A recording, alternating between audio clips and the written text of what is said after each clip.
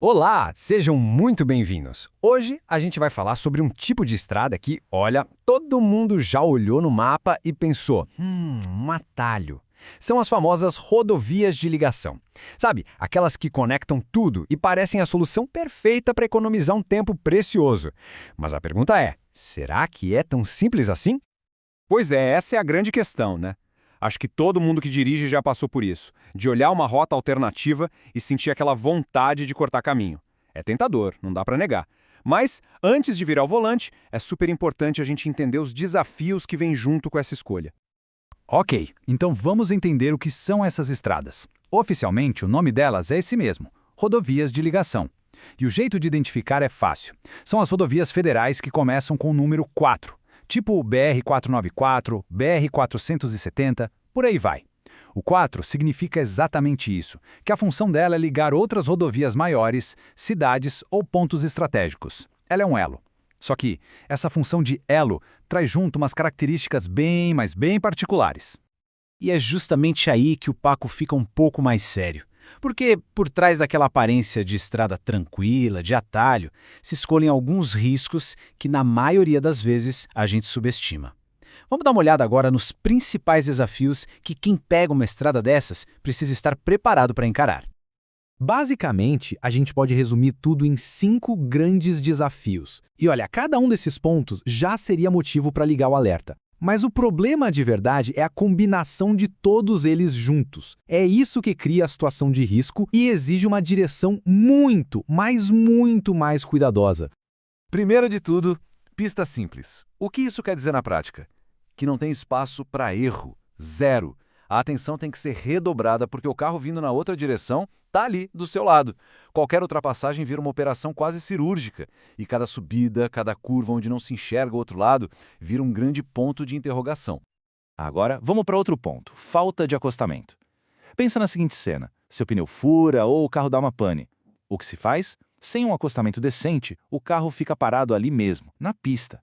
Uma coisa que numa rodovia duplicada seria só um aborrecimento, aqui se transforma num perigo gigantesco, não só para quem está no carro, mas para todo mundo que vem atrás. E as condições da pista em si? Bom, muitas vezes o que se encontra são buracos, desníveis, aquele asfalto que já viu dias melhores. E o problema não está só no chão, não. A sinalização também costuma ser bem precária. Às vezes nem tem, ou quando tem é confusa. Não avisa direito de uma curva fechada, de um perigo à frente.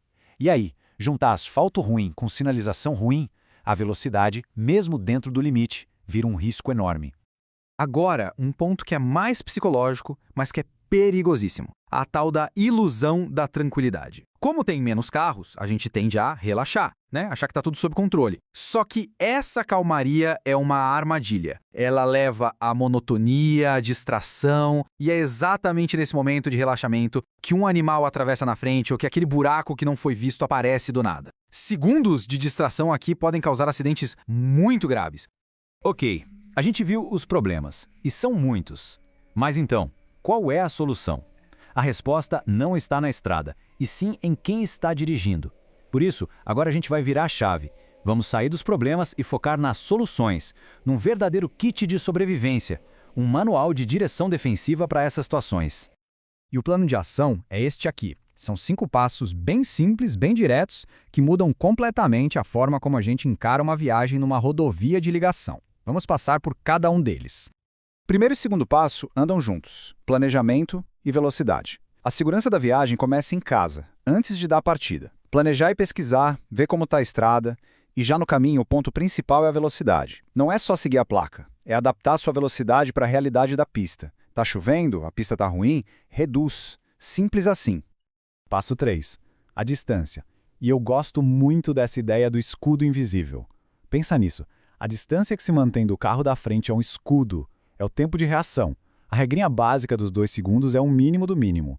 Se o tempo não está bom, se a pista não é 100%, esse escudo tem que ser maior ainda, para garantir uma frenagem segura. Quarto ponto, ultrapassagem. Isso aqui é fundamental. Ultrapassar não é uma corrida, é uma decisão estratégica.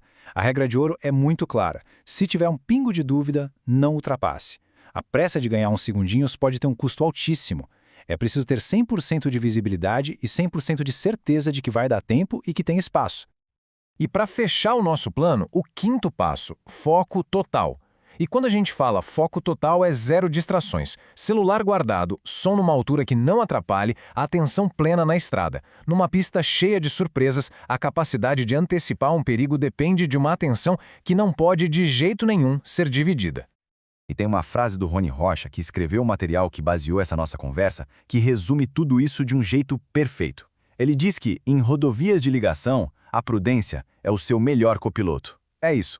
A prudência não é só um passageiro quieto, ela é uma ferramenta ativa. É quem está ali do lado ajudando a tomar as melhores decisões. Com isso, a gente chega na nossa conclusão. E a mensagem principal aqui é muito forte, sabe? Segurança no trânsito não é sorte. E também não é sobre achar o caminho mais rápido. Segurança é resultado de uma mentalidade. E esse quadro aqui mostra bem a diferença. De um lado, tem a mentalidade de risco. O foco é na velocidade, a distração aparece fácil e o excesso de confiança por ter pouco trânsito é um perigo. Do outro lado, a mentalidade defensiva. O foco é no planejamento, na antecipação dos riscos e manter uma velocidade consciente. A escolha entre um lado e outro é o que, no final das contas, vai definir como a viagem termina. Então, o ponto-chave é exatamente este. O melhor item de segurança de qualquer carro é a pessoa atrás do volante. Não adianta ter o carro mais moderno do mundo. A habilidade de dirigir é importante, claro, mas é a consciência, o respeito pelas condições da estrada que de fato vai evitar um acidente. E para a gente fechar, fica essa pergunta para a gente pensar. Quando se escolhe um atalho, qual é o preço que se paga por ele? Porque no fim do dia, a verdadeira economia não é de minutos. A verdadeira economia é chegar em segurança ao seu destino. É uma reflexão para a gente levar para a próxima vez que for pegar a estrada.